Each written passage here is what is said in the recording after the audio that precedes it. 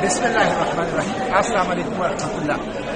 میں اپنے 150 ساتھیوں کے ساتھ اردن پہنچ چکا ہوں اور الحمدللہ 5-6 دن اسرائیل کے بدنامی زمانہ نیگیو ڈیزرٹ جیل کے اندر رہنے کے بعد ہمیں رہائی مل چکی ہے. اس دوران ہمارے ہاتھوں میں ہتھکڑیاں ڈال کے پیچھے باندھی گئی، ہمارے پاؤں میں بیڑیاں اور زنجیریں ڈال دی گئی، ہمارے آنکھوں پر پٹیاں باندھی گئی، ہمارے اوپر کتے چھوڑے گئے، ہمارے اوپر گنز رکھی گئی اور ہمیں بدترین قسم کا ٹارچر کیا گیا. ہم نے 3 دن بھوک ہڑتال کی اپنے مطالبات کے لیے. No access to air, no access to drinking water, no access to medication, no access to life.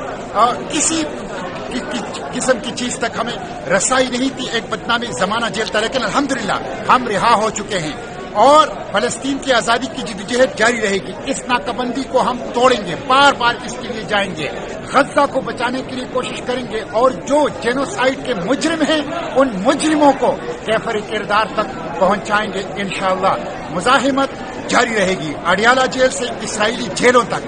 فلسطین کی آزادی کی جدوجہد جاری رہے گی اور مزاحمت کی جدوجہد انشاءاللہ جاری رہے گی. جلد آؤں گا پاکستان اور پوری تفصیل جو اس فلوٹیلا کی ہے اور اسرائیلی جیلوں کی ہے آپ کی بتاؤں گا. لیکن اپنی اس جدوجہد کو اقصی کی آزادی، فلسطین کی آزادی، غزہ کی آزادی تک جاری رکھیں گے. اسرائیل کے خاتمے تک ہماری یہ جدوجہد انشاءاللہ جاری رہے گی. پاکستان زندہ باد، فلسطین زندہ باد، پاک فلسطین دوستی پائندہ باد.